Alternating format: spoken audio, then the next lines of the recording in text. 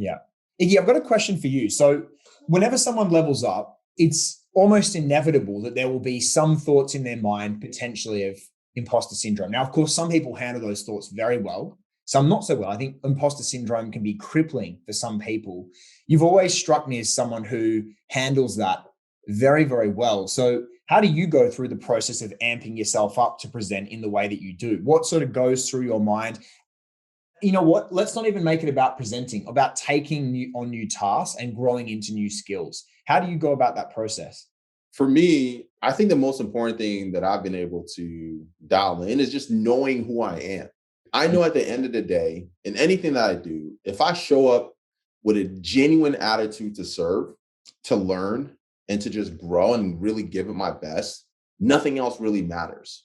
Yeah. So when it comes to, like, let's say I'm starting something new and I want to, and I have to overcome the fact that I don't know a lot about this thing that I'm diving into, I just analyze myself. I'm like, all right, well, do I really want to help these people?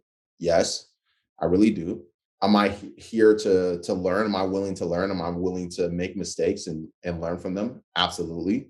And am I going to give it my best effort? If I'm going to give it my best effort, then for me, my attitude about it is I could fail miserably and it's not going to affect who I am, because one, if I learned from it, it was a success in my mind. If I showed up genuine, it was a success in my mind. And if I gave it my best effort, it was a success in my mind. So even if it, like, on the outside looks like I'm failing, if I'm doing any of those three things, for me personally, it's a success. So that's how I look at it. And that's how I approach everything when it comes to business. If we're going to dive into something new, I assess myself and make sure I'm showing up as the most genuine version of myself. And I'm not trying to put on a show, put on a front. And if I do any of those three things, my attitude is like, wow, that was a home run. Yeah. I like to think of it as, what sort of person am I in life?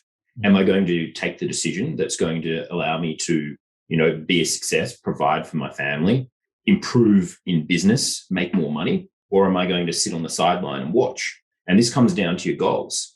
This vision's aligned. I know that where we see this going is we're going to be the number one fitness mentorship in the world, right? And do you think, someone who's the number one fitness mentorship in the world is able to give presentations?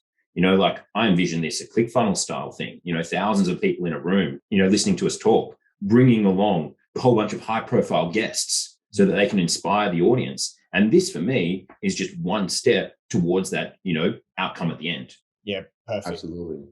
We talk a lot about in sales, and it's really transferable to everything, why people need to do things, why they need to make a change. But equally important is the cost of inaction. And I think that's the cost that people tend to overlook, is that they think about, what if this goes wrong? So what's the cost of acting and acting poorly? But they don't think about the cost of not doing something.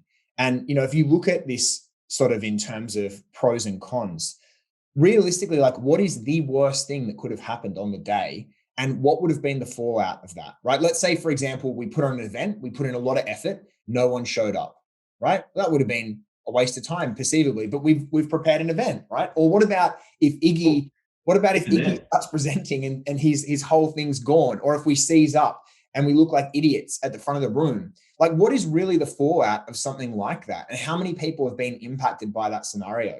In the scheme of things, we're talking about small things here, but let's fast forward 5 years' time. Let's say if Andrew and Iggy and myself are all still too scared to put on a live event because of imposter syndrome. We're still trying to perfect the damn thing, and we're worried that tech issues will be a problem. So we still haven't done it.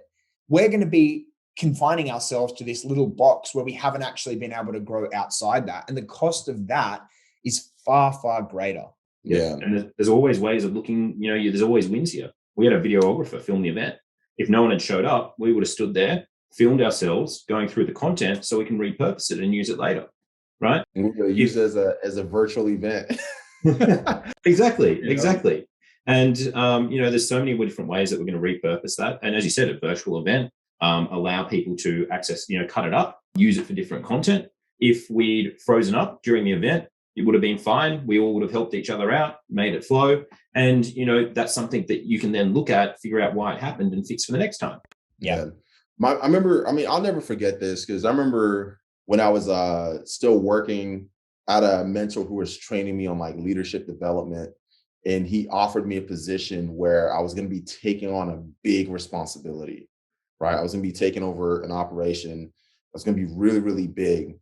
And I was terrified, right? And he was like, what are you afraid of? I was like, man, like there's a lot of things, people are depending on me. I can make mistakes. I can let people down. I can hurt people, all these different things. And then he was like, what would you say to yourself, a year from now, if you miss out on this opportunity because you're too scared, And I was like, yeah, I'd really regret it. And he was like, the pain of perseverance, like the pain of putting yourself out there is much better than the pain of regret. All right. Where it's like, if you have to live with regret because you are afraid to take action, that pain is going to be nagging you for as long as you live, versus if you tried something and you fell on your face, it's going to hurt in the moment, but that's just going to be a little snapshot in time that you're going to get up and move on from it. But if you have regret, that you're things that you're constantly having in the back of your mind that you regret, he's like, I take the pain of like putting myself out there, making a fool of myself, over the pain of regret any day of the week.